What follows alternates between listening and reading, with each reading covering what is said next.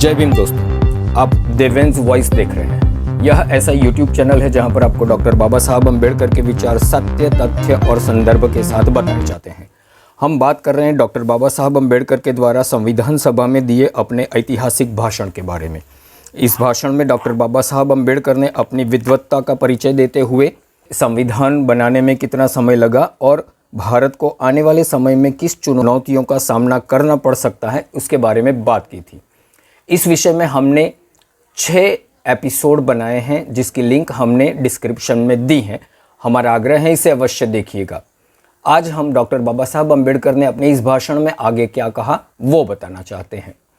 Doctor बाबा साहब अम्बेडकर ने अपने संविधान सभा में दिए अंतिम भाषण में आगे कहा, मैं मानता हूं कि जेफरसन ने जो बताया है वह सत्य है।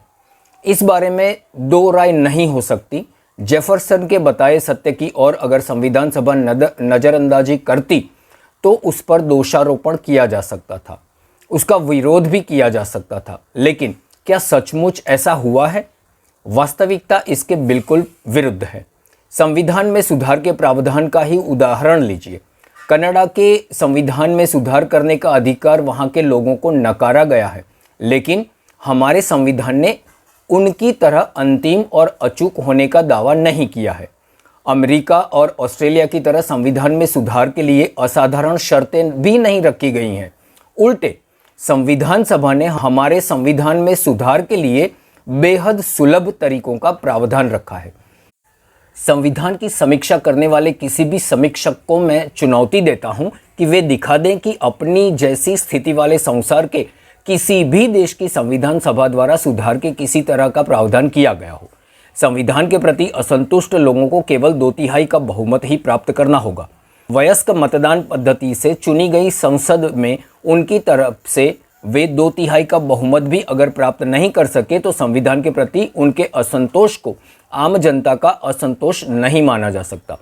संविधान से संबंधित एक महत्वपूर्ण विषय के बारे में अब मैं कहना चाहता हूँ। सत्ता का जरूरत से अधिक केंद्रीकरण किया गया है और प्रांतों को नगरपालिका के स्तर पर लाया गया है। इस प्रकार की एक गंभीर शिकायत भी की जाती है। स्पष्ट है कि यह नजरिया न केवल अत्यधिक पूर्ण है बल्कि संविधान के जरिए क्या करवाना है इस बारे में जानकारी के अभाव को भी दर्शाता है।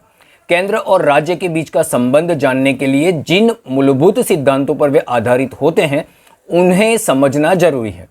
संघ राज्य का मूलभूत सिद्धांत यह है कि विधानसभा और कार्यकारी मंडल की सत्ता का केंद्र और राज्य के बीच का बंटवारा केंद्र के किसी कानून के तहत नहीं वरन संविधान द्वारा ही किया गया है। संविधान का यही काम है। संविधान के तहत होने वाले राज्य अपने विधि संबंधी अथवा कार्यकारी अधिकारों के लिए किसी भी प्रकार केंद्र पर निर्भर नहीं है। इस मामले में केंद्र और राज्य समान स्तर पर हैं। ऐसे संविधान को केंद्रीभूत कहा जाए यह बात समझना थोड़ा मुश्किल है। यह भी हो सकता है कि अन्य किसी भी संघ राज्य के संविधान में जितना नहीं दिया गया है उतना विधानसभा और कार्यकारी मंडल का व्यापक क्षेत्र संविधान द्वारा केंद्र को दिया गया है। ऐसा भी हो सकता है कि शेष अधिकार राज्यों को न देकर केंद्र को दिए गए हों, लेकिन ये विशिष्टताएं संघ राज्य के मूल तत्व नहीं है। जैसा कि मैंने बताया था, संघ राज्य की मूल पहचान है केंद्र और घटकों के बीच विधानसभा और कार्यकारी मंडल की सत्ता का संविधान द्वारा किया गया विभाजन है। यह तत्व हमारे संविधान में अंतर्निहित है। इस बारे में कोई गलती हो ही नहीं सकती। यह कहना गलत होगा कि इसलिए राज्यों को केंद्र के अधिकार में रखा गया है। विभाजन की यह मर्यादाएं केंद्र अपनी इच्छानुसार नहीं बदल सकता। यह अधिकार न्यायपालिका के पास भी नहीं है। इस बारे में यह बिल्कुल योग्य कहा गया है कि न्यायालय सुधार ला सकते हैं, लेकिन एक को हटाकर उसकी जगह दूसरा कानून नहीं बना सकते।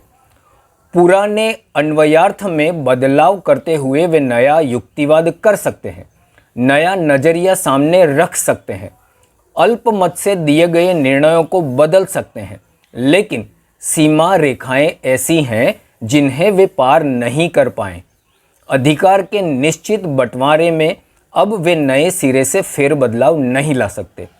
जो अधिकार अस्तित्व में हैं उनकी व्यापकता वे बढ़ा सकते हैं, लेकिन एक सत्ता को दिया अधिकार निसंशय दूसरे को नहीं दिया जा सकता। इस प्रकार संघ पद्धति को हराने वाला केंद्रीयकरण का यह पहला आरोप निराधार सिद्ध होता है।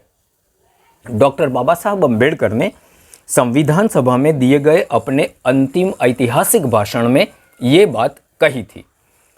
इस भाषण में डॉक्टर बाबा साहब अम्बेडकर ने आगे क्या कहा, ये हम आपको हमारे अगले एपिसोड में बताएंगे।